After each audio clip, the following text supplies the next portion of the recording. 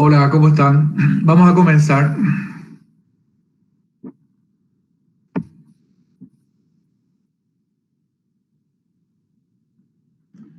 Hola, profe.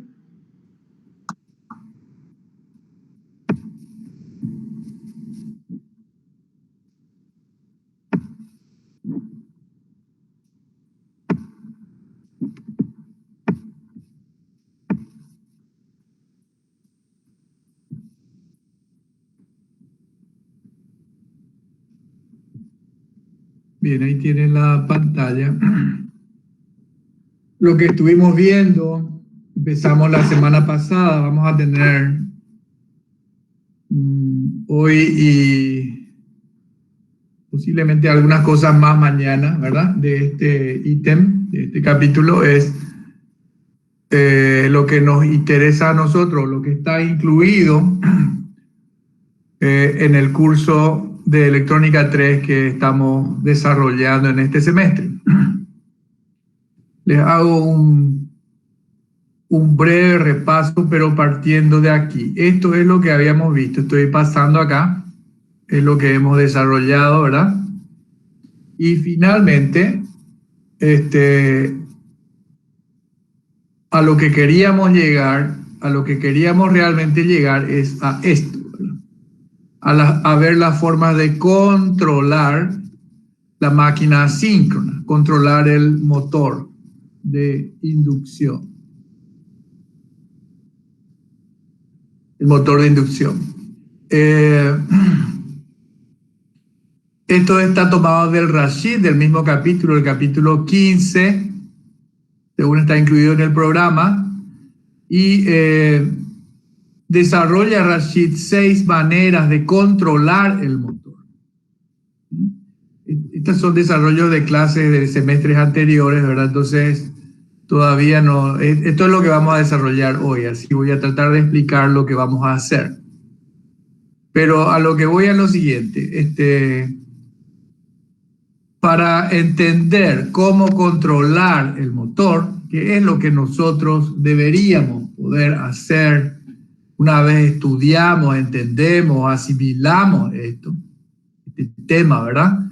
Es para saber cómo controlar, digo, tenemos que saber de electrónica de potencia, power electronics, ¿verdad?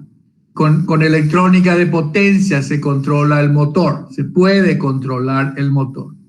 Entonces es una función, digamos, es parte de la formación que debería tener, una buena formación que tiene que tener un ingeniero electrónico. Bueno, y para saber cómo controlar, como nosotros sabemos usar llaves,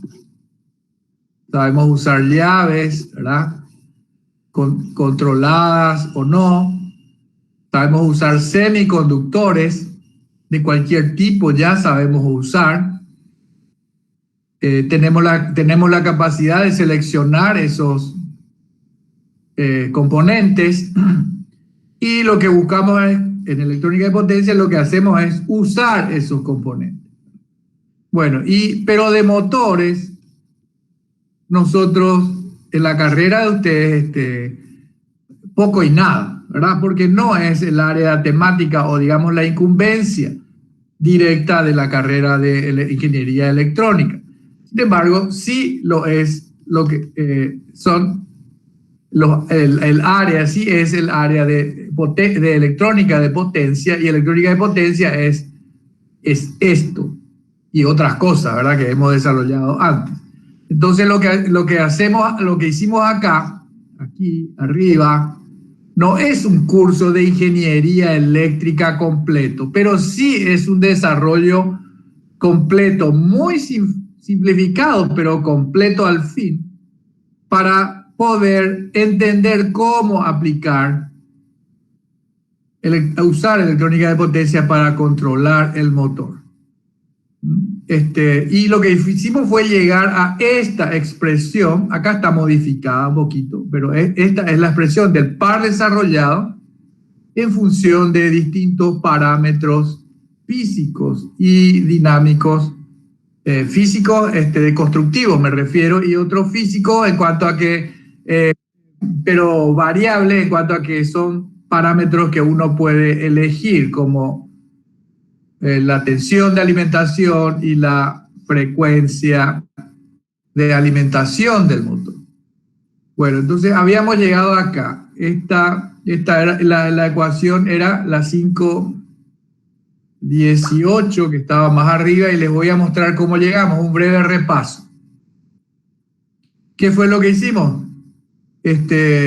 Bueno, hablar de la máquina de inducción, ¿verdad? Y vimos ese video, y esa máquina es alimentada por una tensión alterna en su estator. Esta es la máquina, por ejemplo, trifásica. Se alimenta con una tensión trifásica, con una tensión. Esta es la máquina, el motor trifásico. Se alimenta por un sistema de alimentación, una fuente de energía de tensión alterna de una determinada frecuencia, por ejemplo, de un determinado valor eficaz, por ejemplo, 380 voltios RMS, y una frecuencia de, por ejemplo, 50 Hz. ¿Alguien quiere entrar, parece? Pablo. Y lo que nosotros, ¿para qué usamos el motor? Para aprovechar la potencia que tiene en su eje. Está en relación con la fuerza que tiene en su eje, la fuerza que tiene para girar, y está en relación también con la velocidad de giro del motor.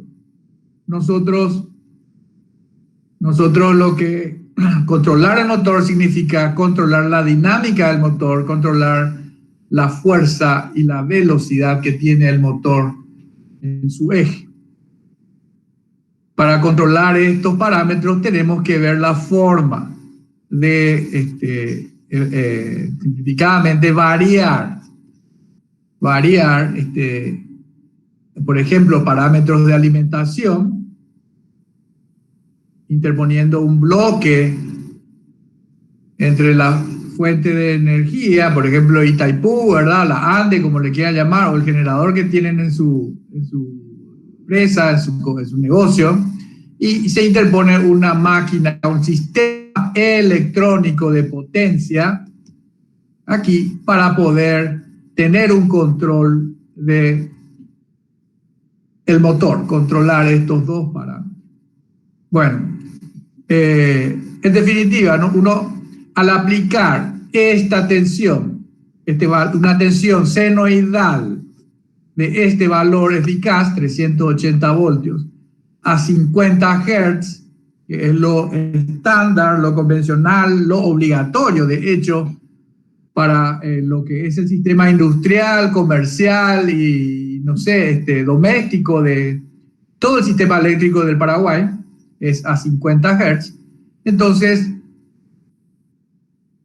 la velocidad del campo magnético, la velocidad del campo magnético, que es giratorio, por eso hablamos de velocidad del campo magnético. El campo magnético gira, ¿verdad? ¿En oposición a qué? Y, por ejemplo, si yo tengo un motor de corriente continua, de imán permanente, que ya lo hemos analizado, los imanes están fijos ahí, el motor está clavado en una bancada, ¿verdad? Y el campo magnético tiene su polaridad norte-sur, norte-sur, en los imanes permanentes, si es de imán permanente el motor. Entonces ese campo no gira, ese campo está ubicado en el espacio, y por más que el rotor gira, el campo magnético no gira, el campo magnético del motor. Por ejemplo, producido en un motor de corriente continua por un imán permanente.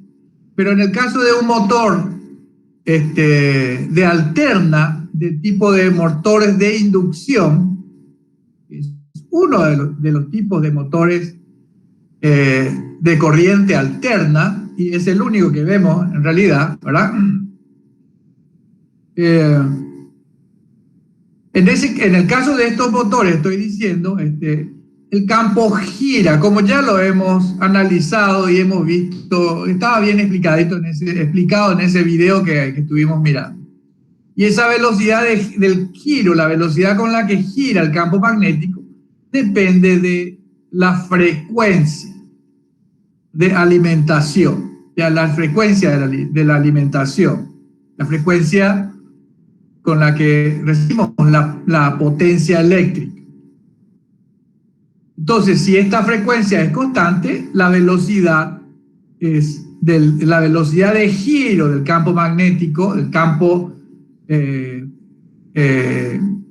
campo magnético, la velocidad síncrona, así se llama, es fija y está en relación con esta frecuencia y con el número de polos. Y P sobre 2, si P es el número de polos, P sobre 2 es el número de pares de polos. Y los polos siempre vienen de a pares. No van a encontrar, no existe un imán que tenga solamente polo norte y no tenga polo sur. Los imanes, los campos magnéticos tienen las dos polaridades a las que se les llama norte y sur, en una analogía geográfica, ¿verdad? Bueno, hicimos todo este análisis, ¿verdad? Que este análisis que no hace más que recordarles a ustedes esta ley que está acá, que dice que la tensión inducida en un transformador es proporcional a la velocidad de variación de flujo y al número de espiras.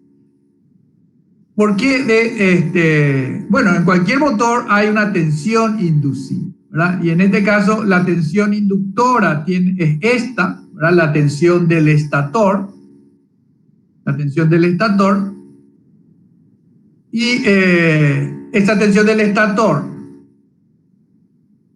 genera una corriente eléctrica en los bobinados acá estoy dibujando todo mal, ¿verdad? Pero vieron en el video, no vale, no estoy, solo tratar de dibujar mejor, pero como hemos visto ese video que es bueno, suficientemente bueno, a nivel informativo, no es un curso de ingeniería eléctrica.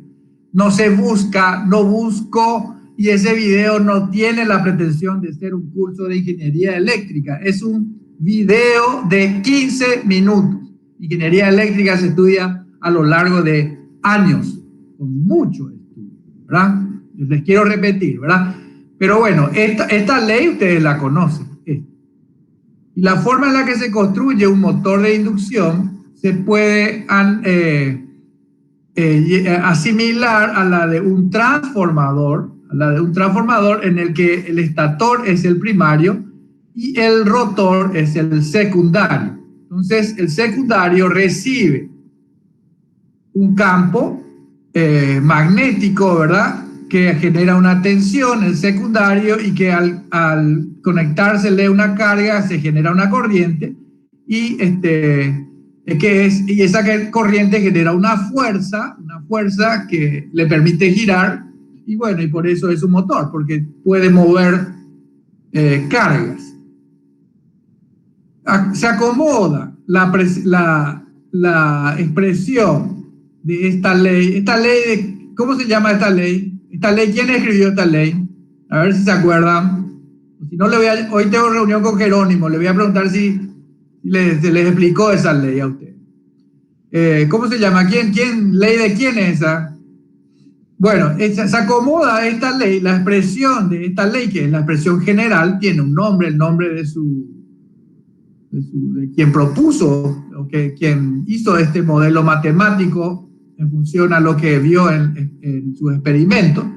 Se acomoda todo eso para llegar a esta expresión. En donde sale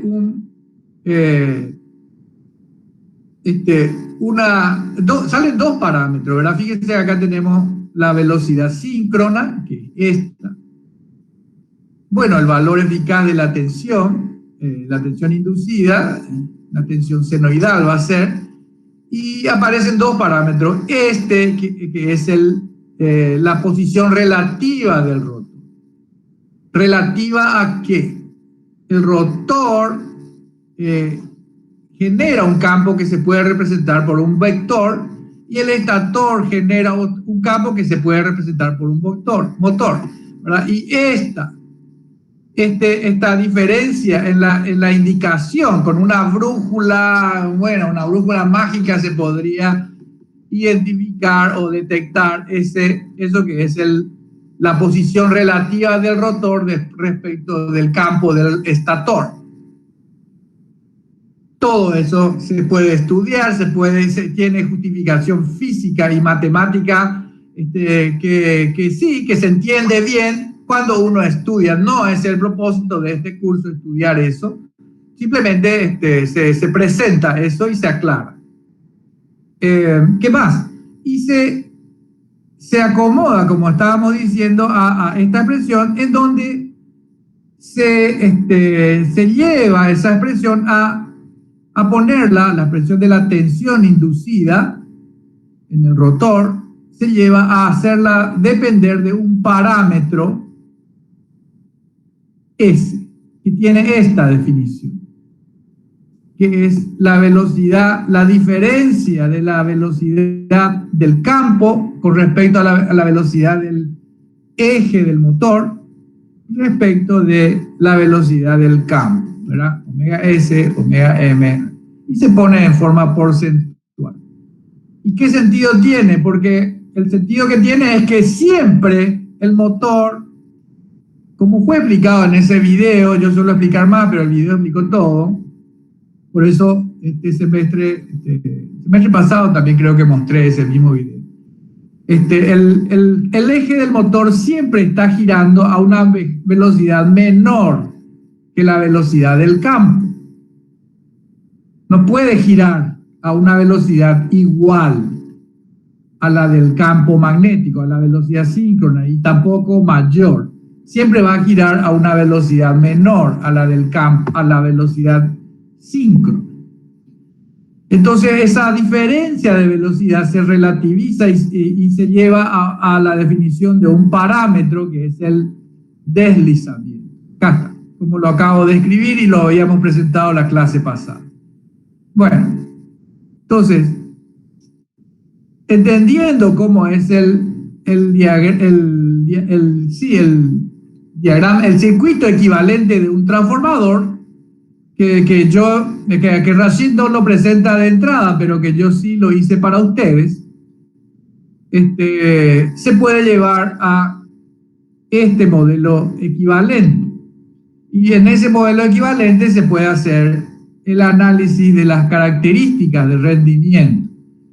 O sea, queremos saber qué tan bien aprovecha esta máquina el rendimiento, la potencia que pide. Porque la máquina pide potencia K, PI, y entrega potencia K, PO, ¿verdad? Si la máquina fuera perfecta, la potencia de salida sería igual a la potencia de entrada. No hay máquina perfecta, no hay sistema físico perfecto. Cualquier sistema físico consume o pierde potencia, hay una potencia perdida por una o por varias causas. Hay una potencia perdida que hace que siempre la potencia de salida es menor que la potencia de entrada. En el caso del motor, la potencia de salida es potencia mecánica y la potencia que se pide a la fuente es potencia eléctrica. Y bueno, y relacionamos nosotros en este análisis ambas potencias. Hicimos un análisis con una flecha que se iba achicando, y que puedo repetir rápidamente acá, ¿verdad? Pero no voy a explicar porque ya lo explicamos antes. Esta es la potencia que se pide, se pierde la parte de potencia en el estator, se pierde otra parte de potencia en el núcleo magnético, se pierde otra parte magnética en el cobre del rotor, y esa es la potencia, ahí están todas las pérdidas. Ya se tiene acá se tiene lo que se llama la potencia del entrehierro. La potencia del entrehierro, acá se tiene la potencia que desarrolla el motor. Esa potencia en parte se usa para mover al motor mismo, sus partes móviles, sus propias partes móviles, entonces consumen un poco de esa potencia. Y bueno, esta es la potencia que entregamos, ¿verdad? O sea, pedimos esta potencia a la fuente y a la carga, o sea, y tenemos esta potencia disponible en el eje. Potencia eléctrica pedimos y potencia mecánica entregamos. Ese es el desarrollo que hicimos aquí y llegamos a una muy interesante y muy simple expresión que tenemos que saber justificar, y que es que el rendimiento se puede calcular muy sencilla, en una forma muy práctica, simplemente conociendo o midiendo el deslizamiento. Como el deslizamiento es omega S menos omega M sobre omega S, y omega S ya sé cuál es, porque omega S es omega sobre P sobre 2, omega S es fijo, una velocidad constante, la velocidad 5. Entonces lo que yo hago es mido la velocidad del motor, con eso calculo el deslizamiento y de ahí obtengo el rendimiento de la máquina de alterna. Todo eso está justificado aquí. Acá está la expresión a la que esta expresión, ¿verdad? Justificada. Bien,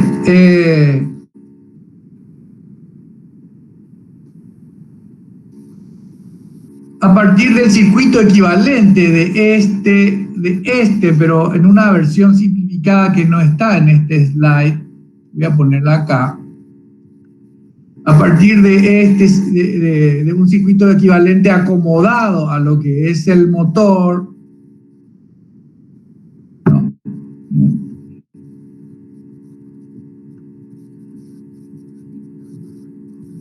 Acomodado a lo que es el motor, circuito equivalente de un transformador, pero acomodado a lo que es lo que nos conviene usar de forma práctica para la máquina de inducción, tenemos este circuito equivalente del transformador, que nos muestra que acá se pide la tensión del estator, que entrega corriente del estator. Acá tenemos una corriente de estator igual a la corriente del rotor. Tenemos una corriente de magnetización, y bueno, y así. Y a partir de acá sacamos, teniendo esta impedancia, el paralelo de esta impedancia, podemos determinar IS, o más bien, en este circuito equivalente, ya directamente, conociendo esta serie, cuánto vale, ¿verdad? O la expresión de esta serie, y teniendo la tensión, entonces, desde luego, tengo la expresión de la corriente. Y utilizando las expresiones de potencia que estuvimos desarrollando, esta, la del par del entrehierro, se obtiene, la del par desarrollado, esta que está acá, pero utilizando esta expresión, se llega a esta expresión que está acá, que es la expresión que relaciona la fuerza del motor TD. Acá voy a dejar escrito esto. Lo que tenemos, llegamos a una expresión en la que vemos que la fuerza que tiene el motor es una función de la velocidad síncrona del deslizamiento, de la tensión del estator y de las resistencias del rotor, resistencia del estator, reactancia del estator, reactancia del rotor, según esa expresión que está ahí. Es una función que depende, la fuerza depende de varios parámetros fijos, de varios parámetros fijos. O sea que yo, yendo a lo que nosotros queremos hacer, que es aplicar electrónica de potencia, estamos pendientes a ver cómo funciona, ya sabemos cómo funciona, así funciona. ¿Por qué? Y porque vimos todo lo otro. Entonces, ya sabemos cómo funciona, entonces decimos, ¿puedo variar la resistencia? Puede ser, puedo variar la resistencia, puedo variar la reactancia, puedo variar la tensión, puedo variar el deslizamiento, puedo variar la velocidad síncrona. Eso es lo que yo me pregunto como ingeniero, ¿verdad? ¿Qué es lo que yo puedo variar? Porque si yo varío si yo cambio, pues tengo la posibilidad de variar esta variable, ¿verdad? Si valga la redundancia, entonces puedo controlar la fuerza del motor. Y si yo controlo la fuerza del motor, entonces voy a controlar la velocidad con la que gira el motor. Bueno, esta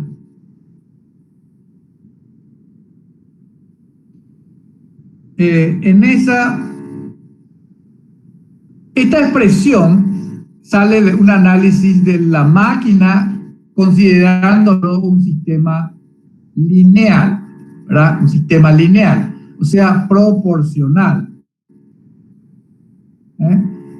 Una función lineal. Pero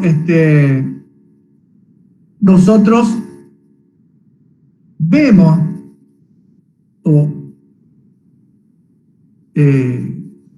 nosotros vemos que las características del motor en realidad es esta. Esta es una característica que se determina en forma experimental, o sea, en laboratorio.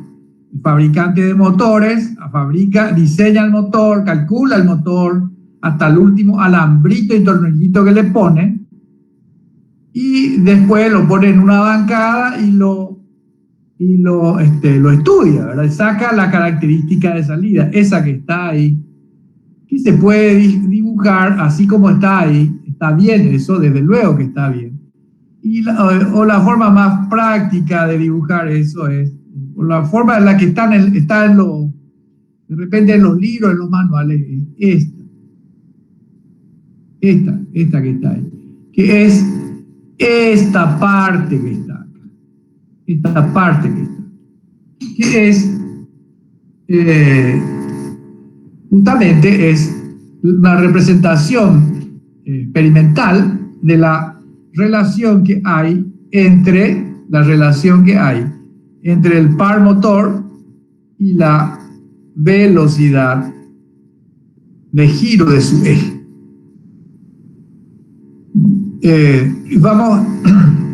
Esta velocidad depende, entonces, esta característica depende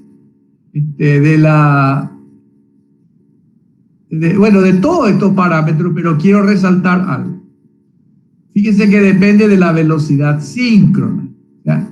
La velocidad síncrona, repito, 99 veces es omega sobre P sobre 2.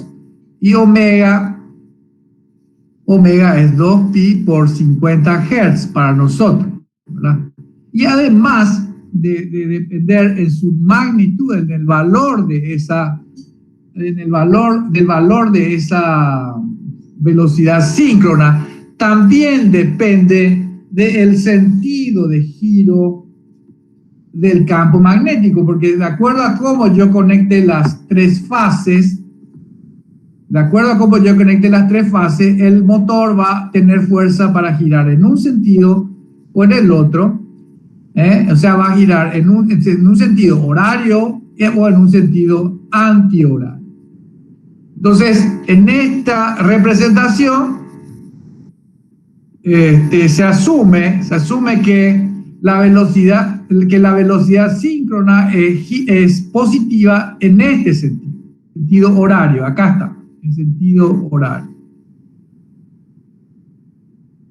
En sentido horario.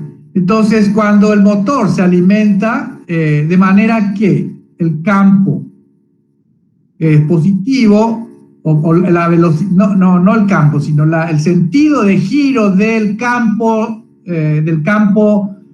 magnético rotante, del campo del estator, es tal que la velocidad síncrona es un vector que gira en sentido horario, va girando en sentido horario, entonces tomamos como positivo.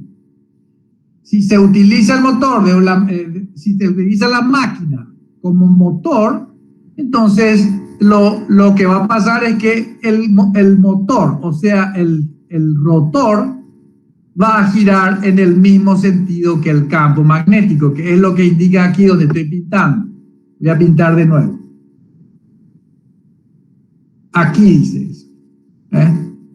Después hablo pero fíjense acá tienen distintos sentidos de giro, acá tienen el mismo sentido de giro y bueno, acá falta indicar, pero digamos, entendiendo esto se sabe cómo es aquí también.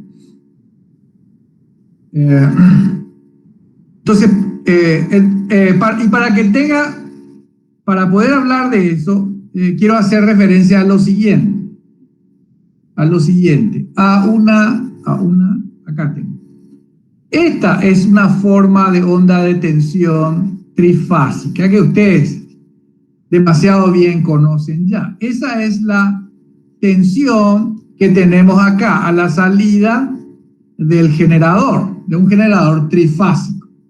Y esas tensiones, a esas tensiones nosotros le llamamos tensión de fase 1, tensión de fase 2, tensión de fase 3 del generador. Y esas tres tensiones yo las entrego en este caso, o sea, las entrego a donde yo quiero aprovechar la carga, por ejemplo un rectificador, pero ahora no estamos hablando de rectificadores. Ahora estamos hablando de una máquina asíncrona, trifásica. Y acá está su eje. Entonces, si yo le entrego 1, 2, 3, entonces esto va a girar en este sentido. El motor va a tener fuerza en este sentido si se le deja girar, o sea, en el sentido, si yo no agarro y le pongo un super freno al motor, o no le atornillo al rotor, ¿verdad? Si yo no le atornillo al rotor, el rotor puede girar. Para eso pues se hace el motor, para que pueda girar, ¿verdad? Su rotor. Entonces, si puede girar, entonces esta secuencia 1, 2, 3, 1, 2, 3, 1, 2, 3 va a hacer girar al eje del motor en este sentido porque le aplica una fuerza en este sentido, que es el sentido que está, no sé dónde es lo que está, sí, que está representado aquí. Vuelvo allá arriba. Entonces, el campo magnético, lo que estoy queriendo decir es el campo magnético omega S gira en ese sentido. No, voy a borrar, lo voy a sacar de ahí porque tengo que retocar y para que se entienda mejor. El campo magnético gira así en el sentido horario porque yo conecté las tres fases del generador así, 1, 2, 3. Pero yo puedo invertir un par de estas tres conexiones. Y si por ejemplo si yo invirtiera y pongo acá la 3 y acá la 2, entonces la máquina va a recibir 1, 3, 2, 1, 3, 2. Al final recibe la misma forma de onda de tensión, pero en una secuencia inversa a la anterior. ¿Cuál es la consecuencia de esto? El resultado es que el campo magnético, el campo del estator gira con la misma velocidad, pero lo hace en sentido opuesto. En sentido opuesto. Entonces, si yo le conecto así, 1, 3, 2 al motor, el motor va a girar en sentido inverso. O sea, va a tener fuerza en sentido antihorario y el motor va a girar en sentido antihorario también. O sea que, y si es positivo, si es negativo, depende de qué es lo que yo estoy queriendo hacer. Entonces, fíjense, si ustedes están pensando cómo hace un Tesla para poner en marcha atrás, ¿qué hace? Y pone, invierte dos de las fases. ¿Con qué? Con un relé. O no sé, agarra a alguien y desconecta estas dos y conecta estas otras dos. De luego, eso se hace electrónicamente con electrónica de potencia, ¿verdad? Es puro electrónica de potencia. Bueno, entonces entendemos ya que lo que quise explicar aquí es que por un simple cambio de secuencia de fase de alimentación del estator, yo puedo obtener una inversión del sentido de giro de la velocidad 5. Sentido de giro. Fíjense que yo no cambio la fuerza es la misma, porque no estoy cambiando ni la frecuencia ni la tensión al pasar de aquí a aquí. Lo que cambia es el sentido, ¿verdad? Hacia antihorario o sentido horario. Y en consecuencia de esta fuerza, la velocidad de giro del motor va a ser coherente con eso. Bueno, ya podemos hacer eso. Entonces ahora se entiende esto. Esto de acá, ¿qué implica? Sin otra mayor explicación, pero para relacionar con lo que acabamos de ver, implica que, fíjense, el campo magnético gira así como está aquí, en sentido horario, aquí dice, en sentido horario, y el motor, acá está el motor, está girando en sentido contrario. ¿Puede darse eso? Sí puede darse, pero no es una condición de trabajo, una forma de operación convencional. Si entra a trabajar de esta manera es porque hay un ingeniero electrónico que entiende demasiado bien las cosas y quiere aprovechar esta forma de trabajar, de hacer trabajar al motor. No al motor, a la máquina de inducción. Acá trabaja como motor, y de hecho aquí trabaja como freno. Vamos a tratar de entender eso.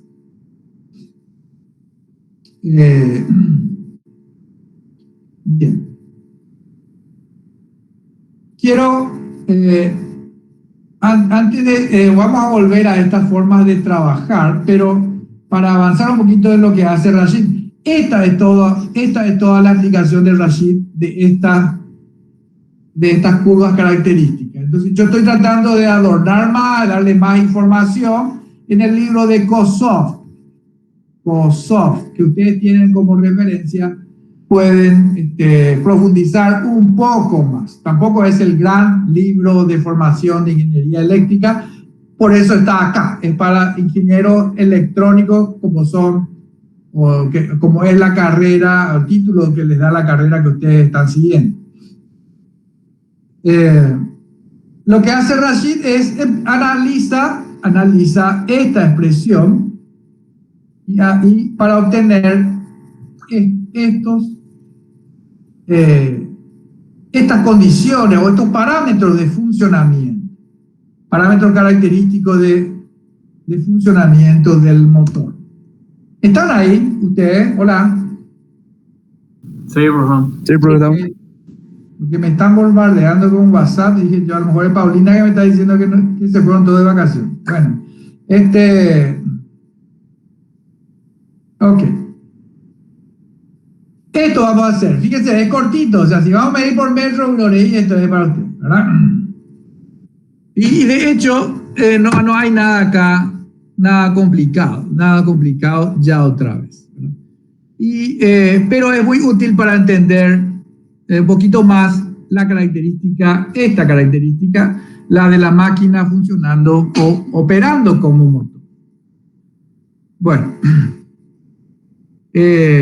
fíjense, acá nosotros voy a destacar, tenemos el eje de velocidad de giro del eje, o velocidad positiva.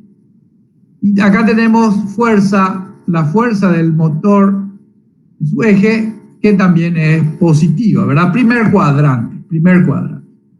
Y acá se ve lo siguiente. Fíjense que a esta velocidad, que es el origen del plano coordenado, la velocidad desde luego, ¿verdad? La velocidad es cero. Entonces, el motor cuando está parado, velocidad cero significa motor parado, alimentado pero parado, ¿verdad? El motor tiene esta fuerza. ¿En qué condición? ¿Alguien parece que quiere entrar? Sergio.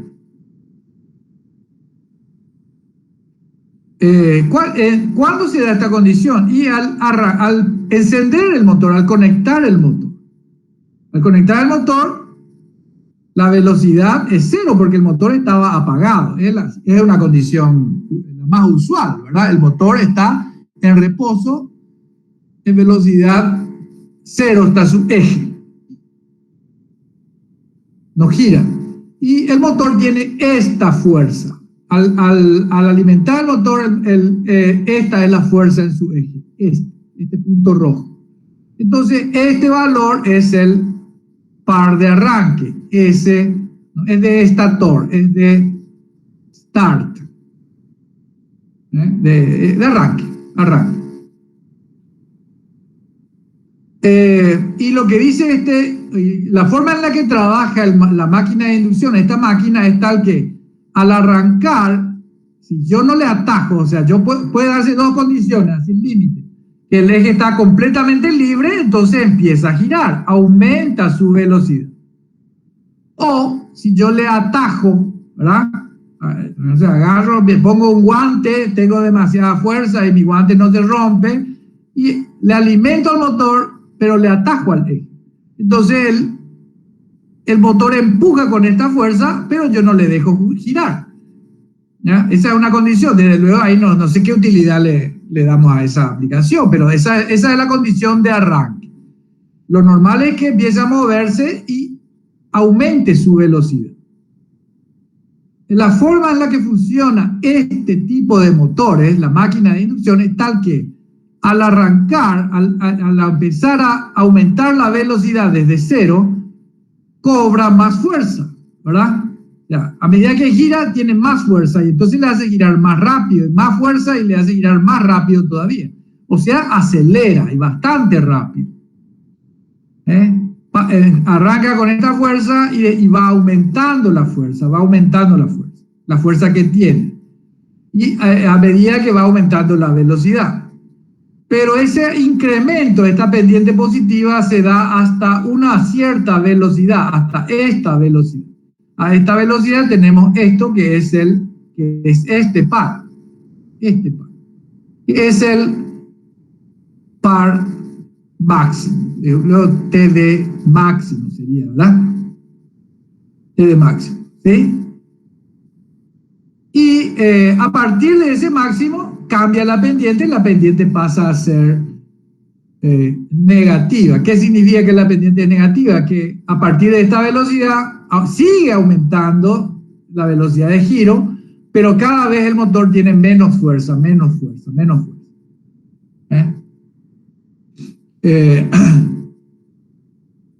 Ok, pero entonces ¿a qué velocidad gira? No, todavía no, eso no.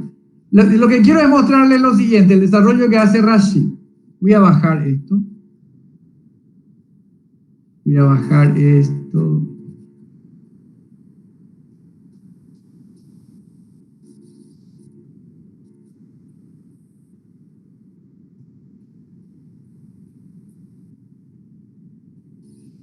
un poquito más. Ahí está. Bueno.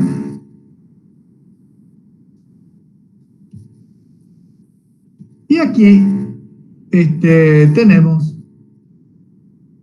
esto, acá está, el par de arranque, el par máximo, y bueno, y después está el par motor regenerativo y otras especificaciones que vamos a entender enseguida. Pero dos parámetros muy importantes que tenemos que saber qué son estos dos que están acá. Y fíjense, y se pueden calcular. Esta expresión es esa a la que llegamos más arriba, pero algunos se habrán dado cuenta que acá falta una S. Acá, ahí tiene que ser el denominador es S por omega S por bla, bla, bla. Así. Falta una S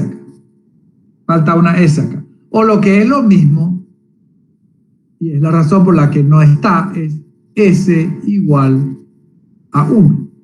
¿Por qué es S igual a 1? Porque en el arranque a esta velocidad,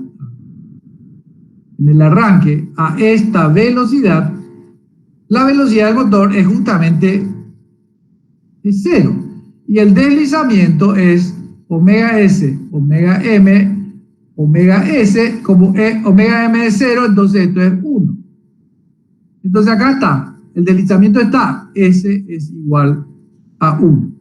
En el arranque. A medida que crece la velocidad, el deslizamiento, voy a escribir y dejar fijo eso. A medida que crece la velocidad, disminuye el deslizamiento. Como se entiende bien en esa expresión elemental, ¿verdad? Disminuye el deslizamiento. Entonces arranca con un deslizamiento igual a 1 y el deslizamiento disminuye. En definitiva, el deslizamiento crece hacia la izquierda.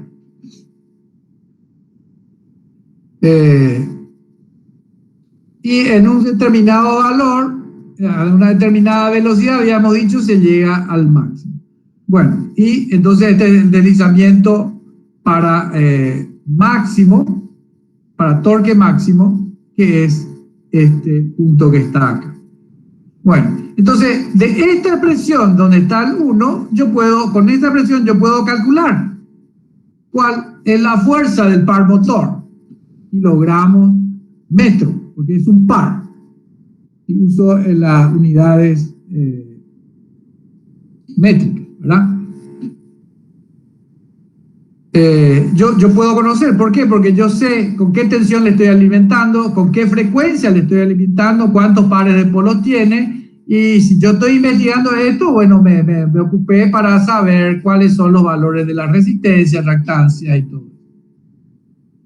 Entonces, así se calcula el par de arranque, este par de arranque.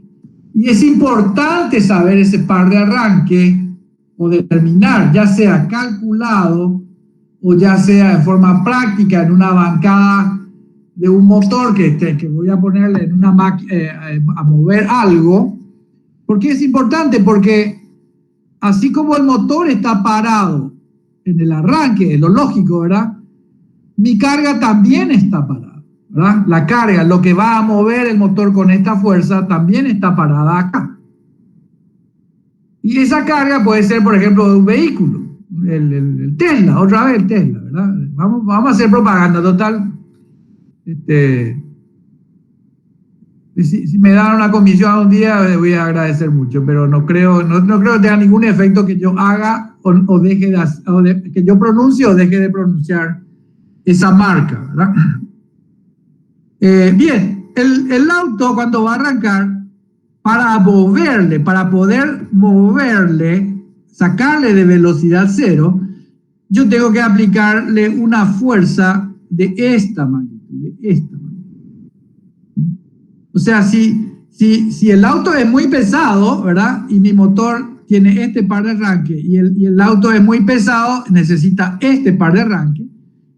El par motor de arranque es más bajo que el par motor, que el par de arranque de la carga, entonces este motor no va a arrancar y efectivamente se va a quedar en velocidad cero ahí. Entonces, así se entiende esto del par de arranque. Y la carga, así como arranca con este valor de par de arranque, la carga en general tiene una variación que podríamos decir es así, con una pendiente siempre positiva. ¿Y cómo se lee esto en el caso de un vehículo? Y bueno, tengo que arrancar. Una vez que arranco, ya me es más fácil moverlo, ¿verdad? Pero entonces puedo incrementar la velocidad. Necesito menos incremento de fuerza para poder mantener la velocidad. Pero en la medida que yo quiera aumentar la velocidad de la carga, ¿verdad? De la carga, entonces tengo que ir haciendo más fuerza. Bueno, ¿y a qué velocidad va a girar finalmente? ¿A qué velocidad se va a desplazar mi vehículo o mi bolsa de papa que estoy moviendo con este motor? ¿A qué velocidad ¿a qué velocidad va a girar el motor finalmente? Va a girar a esta. Porque en esta velocidad se tiene un equilibrio de fuerza entre el par resistente y el par desarrollado por el motor. Y ese equilibrio no es un equilibrio estático, es un equilibrio dinámico y se da a esta velocidad. O sea, llevando las cosas a algo que a lo mejor entienden un poquito más y para aterrizar esto, ustedes son el motor, ustedes, ¿verdad? Y la carga son ustedes mismos y la bicicleta que ustedes están moviendo. A medida que, para empezar a mover la bicicleta para empezar a mover tienen que aplicar una fuerza mínima.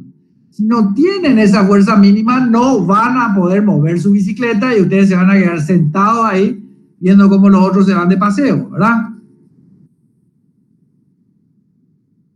Pero si ustedes tienen fuerza, entonces en la medida que van aumentando la velocidad, tienen que para aumentar la velocidad tienen que aumentar el par que aplica. Tienen que aumentar el par que aplica. Porque la fuerza que tienen que mover depende, por ejemplo, vamos a poner que solamente es el rozamiento del aire. A ustedes les sopla al moverse la bicicleta, el viento, el aire les hace fuerza, ¿verdad? Y cuanto más rápido quieran ir, más fuerza le va a hacer. V por la derivada de la posición, ¿verdad? Por la velocidad. V es la constante de rozamiento de ustedes que se están moviendo en la bicicleta. O sea, así se puede entender esto que está aquí. Y hay, en general, mucha de la fuerza es rozamiento, pero hay otras fuerzas también.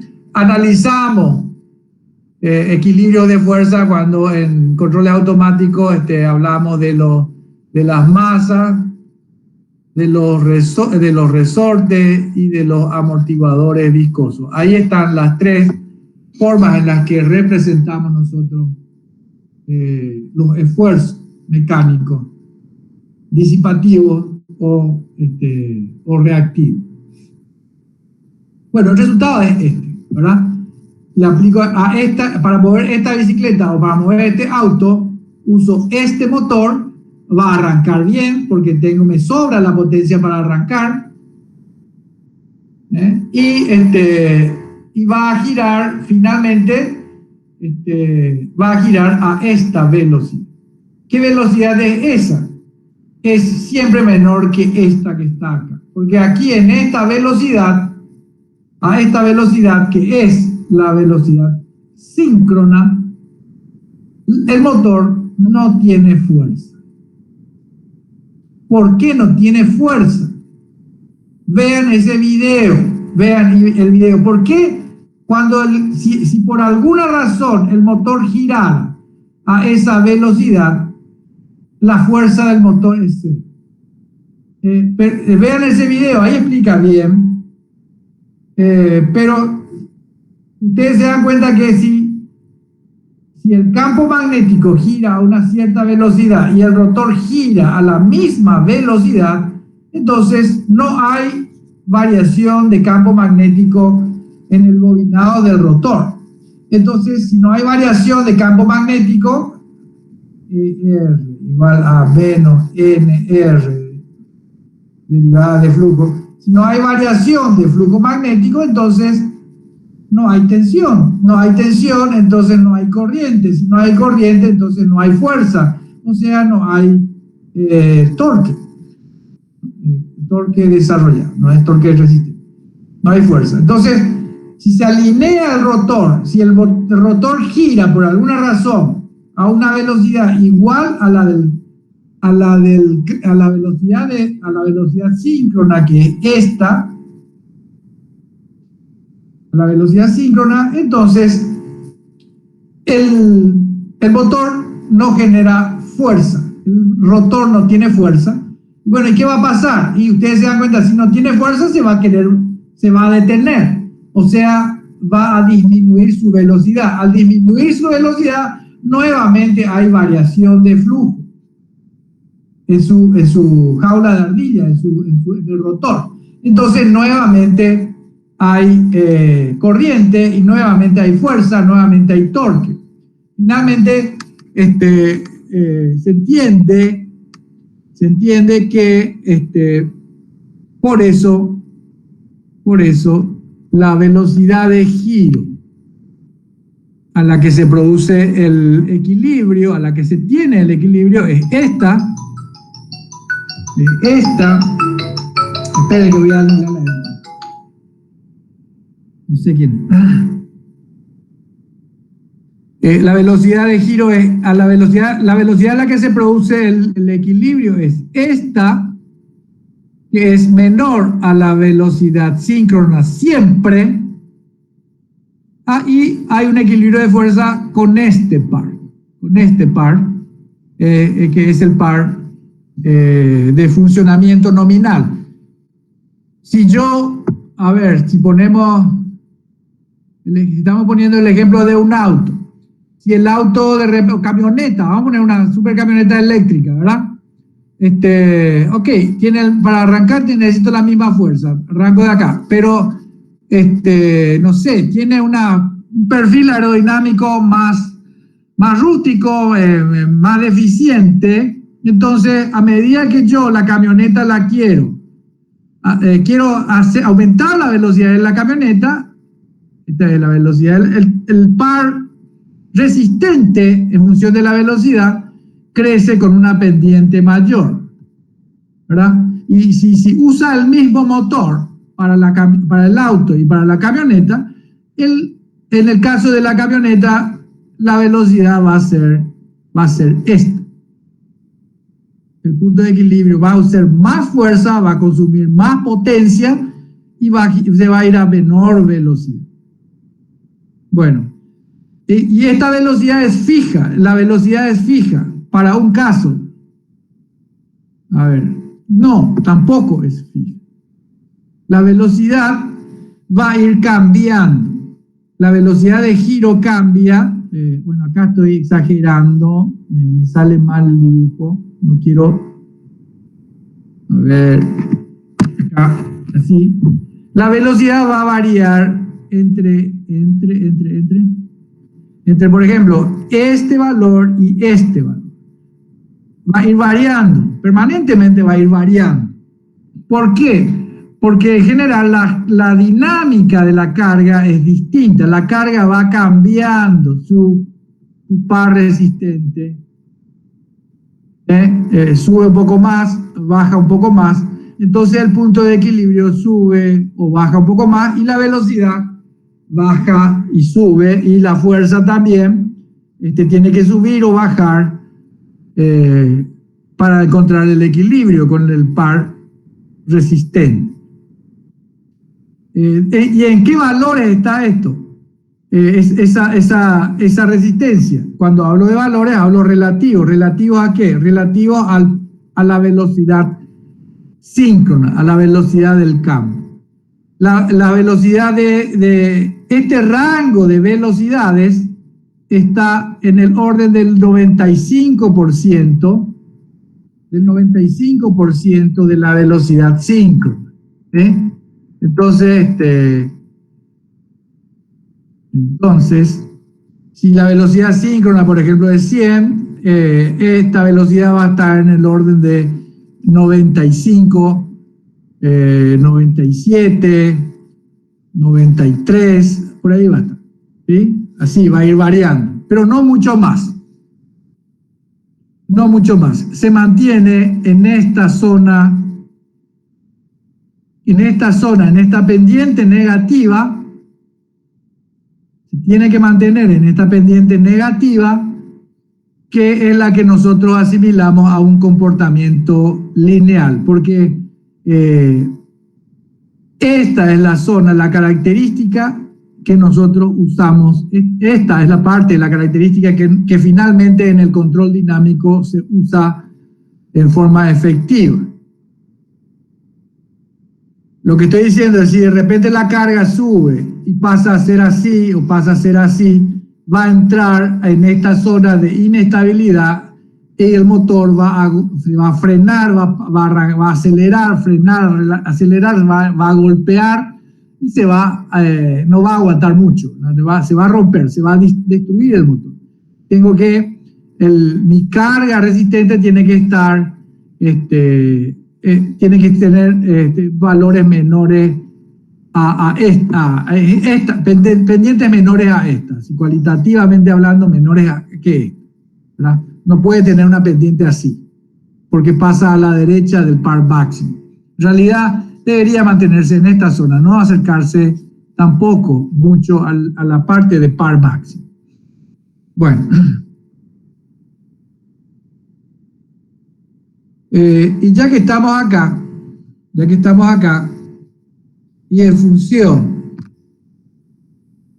de esta expresión, así como ponemos el eje de la característica de salida del motor en función de la velocidad de giro del motor, por esta relación podemos poner este eje no en función del eje motor, sino en función del deslizamiento. Y a partir de acá, como les digo, ustedes se dan cuenta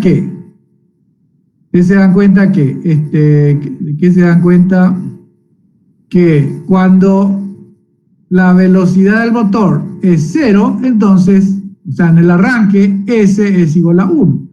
Y cuando la velocidad del motor es igual a la del deslizamiento, entonces el deslizamiento, cuando la velocidad del motor es igual a la velocidad síncrona, el deslizamiento es 0.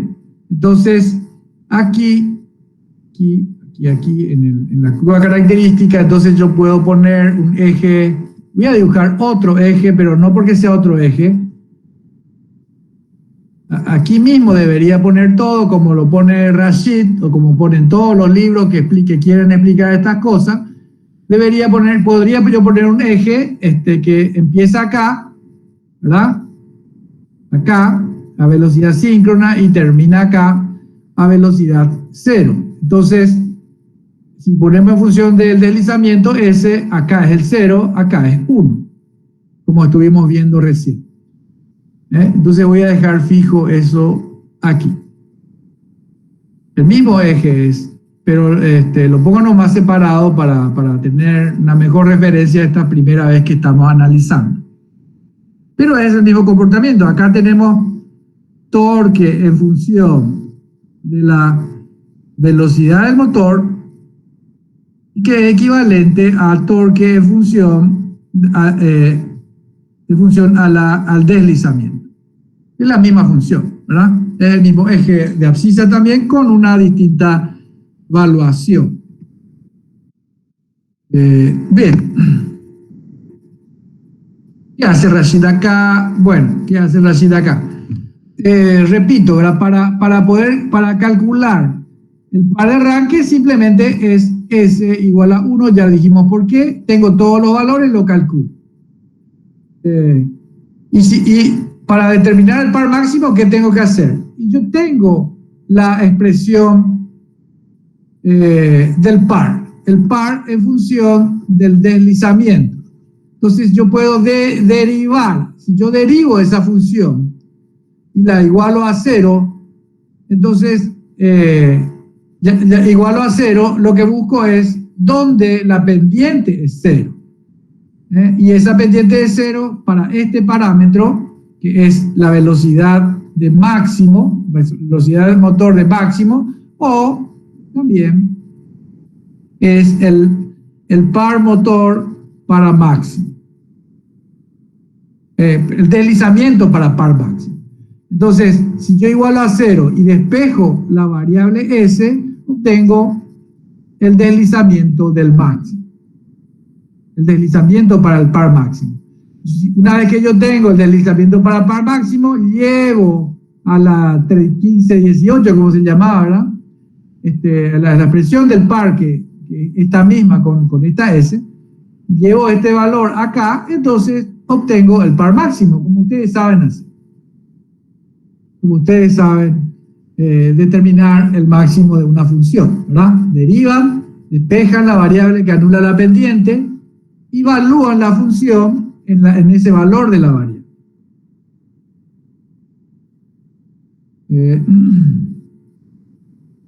Bueno. Entonces, con esta explicación, con esta traté de que entiendan mejor esta característica de la máquina cuando trabaja como motor. Cuando trabaja como motor. Estoy conectando las tres fases, por ejemplo, 1, 2, 3, que me da una secuencia tal, que me da una fuerza, que me da un sentido de giro, omega S horario, me da entonces un flujo, el flujo gira en ese mismo sentido, entonces aparece una fuerza en ese sentido, que tomamos como positivo, y la forma en la que está trabajando hace que el sentido de giro del eje del motor también sea en sentido horario. Entonces todo es positivo, entonces es un primer cuadrante. Un primer cuadrante. No, todavía no quiero entrar acá.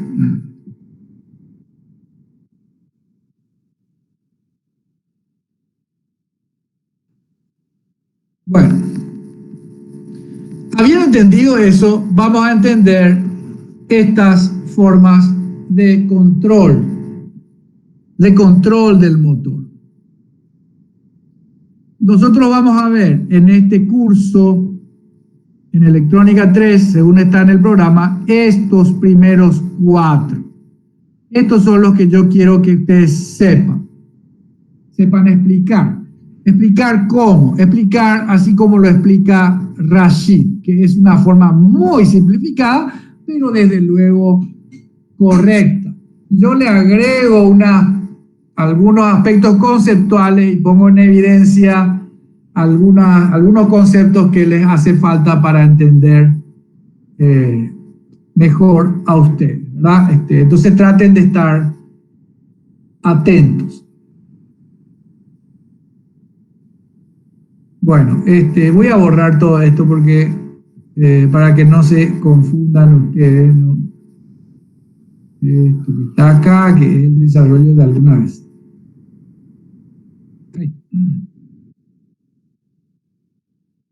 Bueno,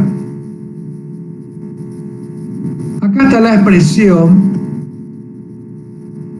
del par desarrollado.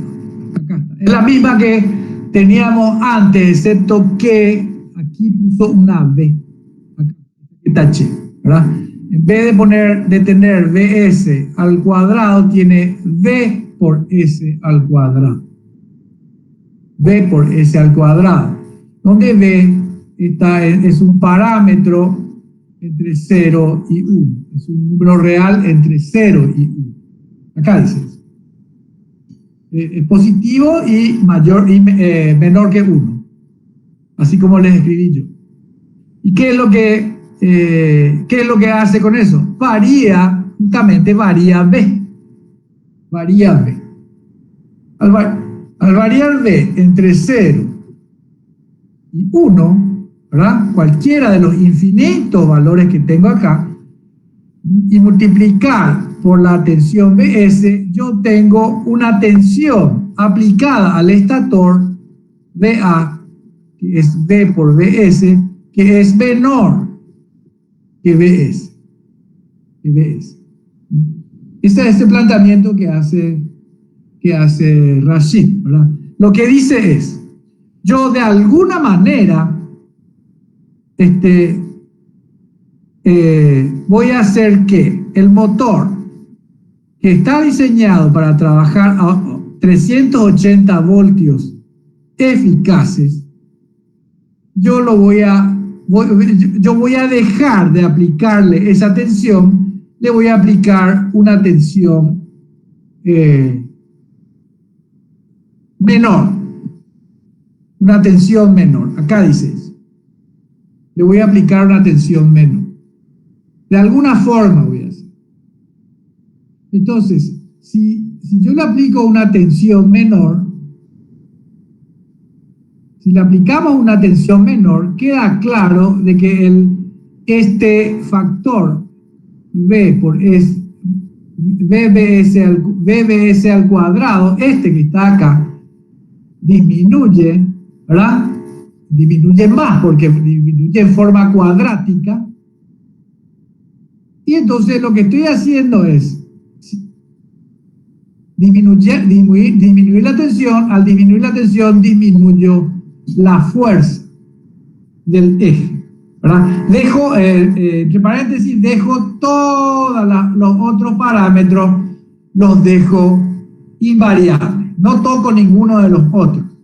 Digo, estoy pensando cómo controlar el motor. Y digo, ¿qué pasa si yo en vez de 380 le aplico menos que 380? Entonces, la consecuencia de eso se entiende analizando el comportamiento o cómo varía la curva característica, porque gráficamente se entiende mejor. Entonces, de esta manera.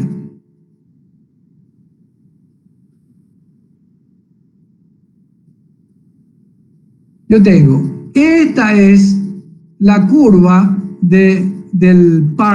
la curva característica de salida del par motor, por ejemplo, en función de la velocidad, lo que vimos antes, la misma curva, ¿verdad?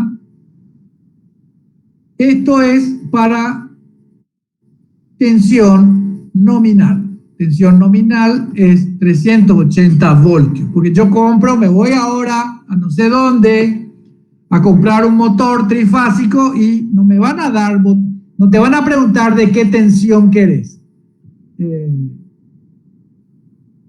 La fabricación se hace según valores estándar a nivel mundial. Se pueden fabricar motores de otros valores de tensión, pero son fabricaciones muy especiales que también van a tener un costo muy especial. En general, o sea, uno no puede elegir el valor de la tensión del estator. Usa la tensión que tiene que ser. Eso en cada país, porque en otros países los motores usan otras tensiones, entonces las tensiones de otros países son distintas que las de Paraguay, entonces los motores en esos países usan otras tensiones nominales. Pero hablemos de Paraguay. Nosotros tenemos este valor de tensión. Y lo que estamos diciendo es, le metemos de alguna manera un parámetro B, un factor B, ¿para hacer qué? Para bajar la tensión que le aplico. Entonces, en vez de aplicarle esta senoide así, le voy a aplicar una senoide más baja, de menor valor eficaz. De menor valor eficaz. Al hacer un B, por ejemplo, 0,93, estoy aplicando 0,93 por 380. Entonces, si bajó esto, entonces baja la fuerza también. Eso se ve de la siguiente manera. La curva característica también baja. Es la misma curva, pero más baja. O sea, a las mismas velocidades tengo menos fuerza. Tengo menos fuerza. Voy a dejar quieto. Entonces, yo tengo esto. Fíjense que termino en el mismo punto, a la misma velocidad. ¿Por qué? Porque no cambio la frecuencia. Estoy cambiando solamente la tensión del estator. La tensión del estator estoy cambiando. Entonces, si yo bajo mi tensión, entonces la curva característica, a medida que yo baje, va a ser más baja todavía. Entonces, bueno, pero ¿y cuál es dónde se ve el control de esto? Bueno, primero se ve en que baja la fuerza. Baja la fuerza. Tengo menos fuerza. Estoy controlando la fuerza. Controlando V, eligiendo el valor que yo quiero, yo tengo el valor que necesito o que busco de la fuerza, del par motor en el eje. Tengo más fuerza, menos fuerza, así, ¿verdad? Aquí. Subo bajo el valor de V, subo bajo la fuerza. Y la velocidad, y la velocidad también. ¿Por qué? Porque si este es el par resistente, entonces fíjense que el equilibrio entre el par motor y el par resistente se da a distintas velocidades. Entonces, si yo cambio el factor V, bajo la tensión, la velocidad disminuye. Al mover la misma carga. La velocidad disminuye porque esta pendiente, esta, es asimilando esta zona de la curva, la parte útil de la característica de salida, asimilándola a una pendiente constante, esa pendiente va cambiando, entonces la velocidad de equilibrio disminuye. Entonces la pregunta es, nosotros dijimos V está entre 0 y 1. La pregunta es, ¿puedo hacer V mayor que 1? No dice acá Rashid, pero sí se puede hacer. ¿Y qué efecto tiene? El mismo efecto, pero opuesto. Y lo que estoy diciendo es que si yo aumento V, entonces en vez de tener 380 voy a tener, no sé, 399 o 405. Voy a tener mayores tensiones. Si yo tengo mayores tensiones, si la tensión es mayor, entonces sube la fuerza. Y entonces la característica de salida en la característica de salida se aprecia el mismo efecto, ¿verdad? Suben las fuerzas, la fuerza que tiene el motor a las mismas velocidades es mayor. No pierdan de vista que no estoy cambiando ese punto, siempre es ahí, porque la velocidad síncrona es la misma. La velocidad síncrona no me canso de escribir, omega sobre P sobre 2, no depende de la tensión que yo estoy aplicando. Entonces el campo sigue girando a la misma velocidad. Bueno, entonces fíjense que si V es mayor que 1, yo puedo tener más fuerza. Entonces, ¿qué va a pasar? Y el punto de equilibrio se va hacia la derecha. O sea, si el equilibrio está a esta velocidad, sube hacia la derecha. ¿Y va a sobrepasar la velocidad del campo? No, nunca va a sobrepasar la velocidad del campo, en esta manera de conectar o en esta manera de hacerle trabajar. Entonces la velocidad va a continuar variando, la velocidad del eje del motor en este rango, vamos a poner acá. ¿Por qué? Porque yo varío V, que es una forma muy práctica, matemática muy simple, de variar, de representar esa variación. ¿Por qué tiene más fuerza? ¿Por qué tiene menos fuerza variando V? Hacia arriba de 1 o hacia abajo de 1. Porque esta es una expresión simplificada de la relación entre la tensión aplicada y el flujo que recibe el rotor a través del entrehierro. Acá tenemos o sea, esta relación, me refiero a esta relación, esta que está acá. Bs es Km omega por phi. Km es una constante constructiva, omega es la frecuencia de la velocidad de giro del motor, y phi es el flujo en el entrehierro, el flujo eficaz en el entrehierro. Son todos valores eficaces, estos que están aquí. Entonces, vamos a usar esta relación. No vamos a entrar a explicar mucho más que esto. Vamos a decir, esa es la relación. Me interesa más, leo más, estudio más, busco más, aprendo más física, porque esto es física elemental. Bueno, entonces tenemos esta expresión, y de esta expresión podemos sacar la relación la relación entre el flujo y la tensión de alimentación y la velocidad del campo síncrono, o sea, la velocidad de giro del campo síncrono, tiene esta es la relación, ¿verdad? El flujo magnético es proporcional a la tensión. Eso es lo que vemos acá, ¿sí? Partiendo de aquí, vemos que el flujo magnético es proporcional a la tensión en la máquina síncrona, ¿verdad? Luego esto es una ley general que se aplica a otras formas constructivas también, otro tipo de máquinas también. Pero por ahora esta relación es relación directamente proporcional.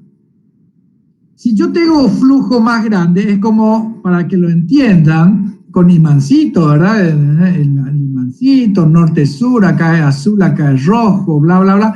Si yo tengo un imán más fuerte, entonces tengo más fuerza. Tengo más fuerza. Se mueve más fuerte lo que estoy moviendo con el imán. Entonces, ahí está. Entonces, mayor tensión, mayor flujo, mayor fuerza. Menor tensión, menor flujo, menor fuerza. Eso es lo que se ve acá, ¿sí? Si yo subo o bajo la tensión del estator, lo que sube o baja es el flujo magnético, en una relación directamente de proporcionalidad directa. Si subo la tensión, sube el flujo, sube la fuerza. Si bajo la tensión, baja el flujo, baja la fuerza. Eso es lo que se ve acá. Y al bajar o subir la fuerza, baja o sube la velocidad. Baja o sube la velocidad.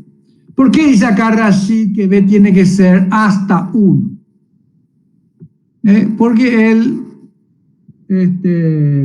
dice, no le vayas que aplicar a tu motor 381 voltios. No le vayas a subir la tensión. ¿Por qué? Porque el motor se diseña para 380 voltios. ¿Tiene razón Rashid? Sí, tiene razón.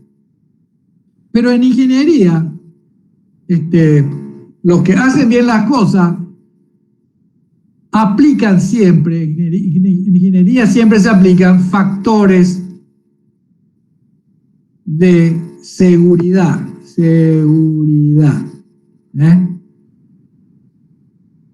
se aplican factores de seguridad.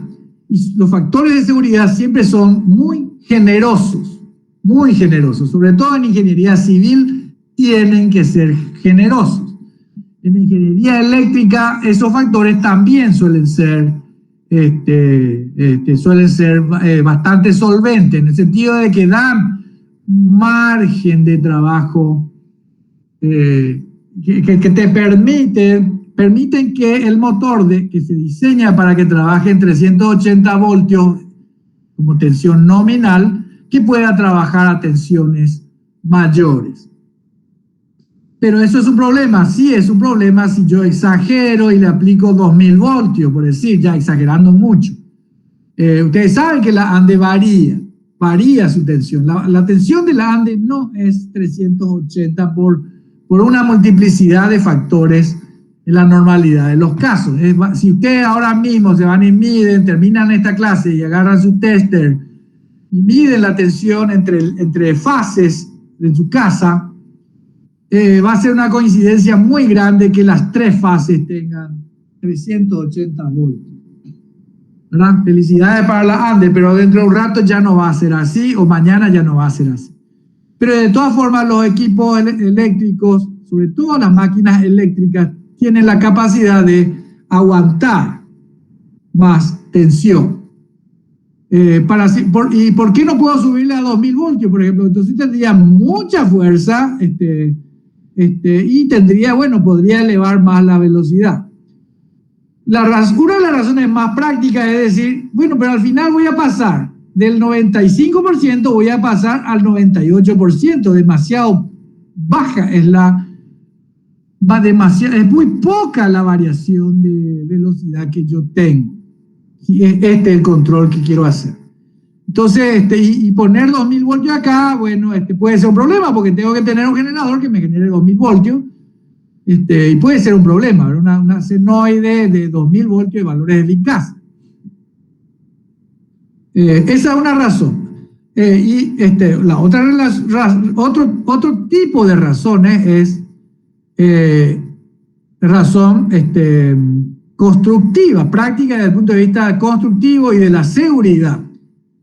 El motor que es, ya vieron, el motor es un pedazo de hierro, ¿verdad? Un pedazo de hierro así, y adentro se pone otro pedazo de hierro, y ahí se pone unos alambres de cobre, ¿verdad? Es algo muy elemental, muy simple, sobre todo para nosotros que entendemos todo, ¿verdad?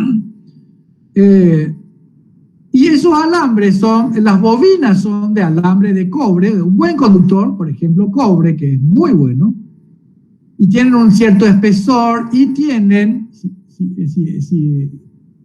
si esta es la sección del cobre, ¿verdad? El cobre tiene una película aislante, ¿verdad? Que es una pintura, es un esmalte, y que tiene un cierto espesor y ciertas características mecánicas, térmicas, químicas, físicas, ¿sí? No todos los esmaltes son iguales, hay distintas calidades de esmalte. Bueno, y cuando se hace una bobina, como ustedes pueden ver en ese videito, por ejemplo, ¿verdad? Lo que tenemos son alambres de cobre pegados uno con otro, ¿verdad? Porque así es, uno agarra bobina y se pegan, se juntan los alambres uno con otro en un espacio muy reducido, están muy pegados uno con otro. Y bueno, y entonces tengo un conductor de cobre cerca de otro conductor de cobre. Entonces, y no hay cortocircuito porque cada uno de ellos tiene su propia película aislante, ¿verdad? Al subir la tensión, lo que va a pasar, ¿cuál es el efecto? Uno de los efectos es que puede saltar una chispa entre ambos conductores por la diferencia de potencial que hay. Si yo tengo, aunque no haya conexión eléctrica física entre dos elementos que están a distinto potencial, puede saltar una chispa si la diferencia de potencial es suficientemente alta para romper el dieléctrico. El dieléctrico que está formado acá por dos capas de esmalte, en este caso, en el caso de dos alambres que están pegados entre sí. Entonces saltaría una chispa. Esa chispa es un arco que tiene mucha temperatura, un arco voltaico, va a quemar el aislante, entonces se van a poner en cortocircuito, dos puntitos, los alambres se van a poner en cortocircuito. Entonces, en vez de haber dos espiras así, ya pasa a ser una sola, o la espira es más corta. Entonces ya disminuye la resistencia, ya cambia la reactancia, aumenta la corriente del estator, aumenta la corriente del rotor, y culpa de Joule, ¿verdad? Sube la potencia, sube la temperatura, se derrite el esmalte y se multiplica ese efecto, se quema todo el motor, ¿verdad? Se quema el bobinado, se quema, en definitiva el motor se echa a perder. Por eso yo no puedo subir esta tensión a valores, no sé, exagero, 2000 voltios. Desde luego, mucho menos que 2000 voltios tiene que ser.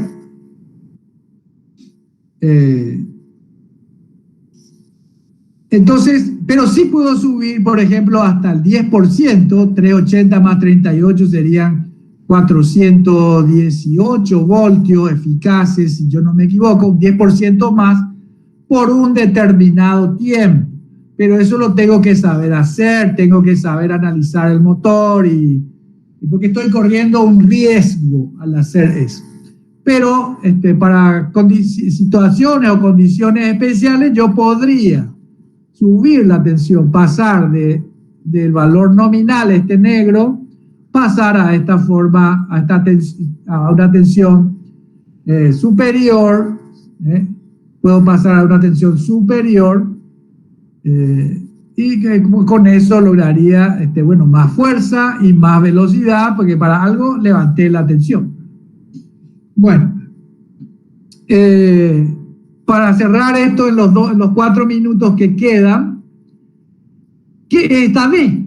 ¿De dónde es lo que yo saco esa B? ¿Cómo hago esa B?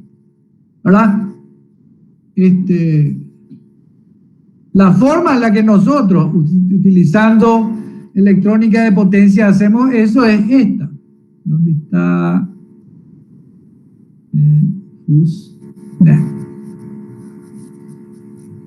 Está aquí. Acá está. Por ejemplo, en cualquiera de los casos que hemos estudiado, por ejemplo aquí, ya lo había dicho esto,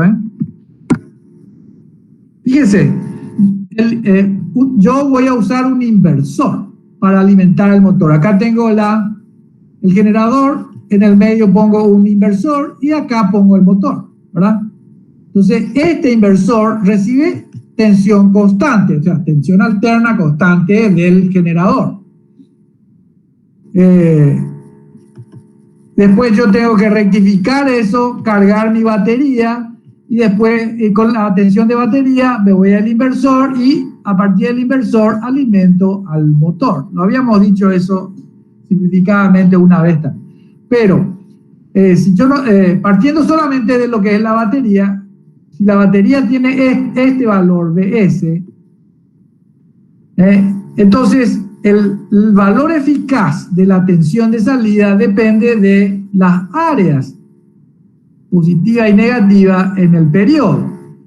Entonces, si yo... ¿Y cómo yo regulo el área? La tensión no la cambio, ¿verdad? La tensión es la tensión de la batería, es constante positiva o constante negativa, es lo que recibe el motor, ¿verdad? La amplitud es constante. Pero sí lo que yo puedo hacer y hago para variar el valor eficaz es variar el área.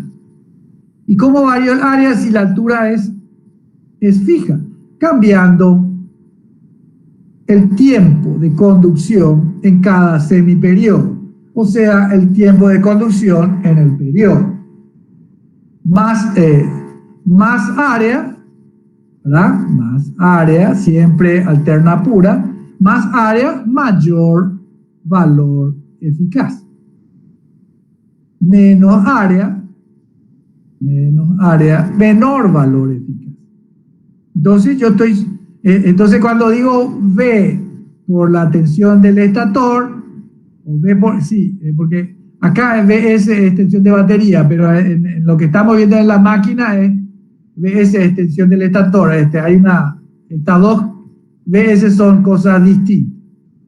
Pues el que estudia sabe eso, el que sigue a clase también sabe eso. Entonces, yo lo que hago es esa V por VS.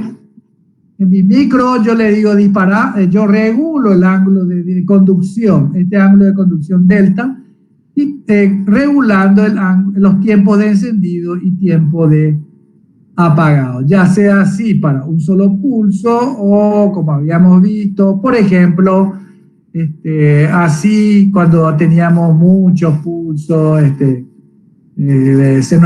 variación variación de su ancho de forma senoidal. O sea que miren así las cosas cuando ustedes estudien esto, digan, por eso estudiamos inversores y después. Entonces acá tenemos una forma extraordinariamente útil de utilizar justamente los inversores.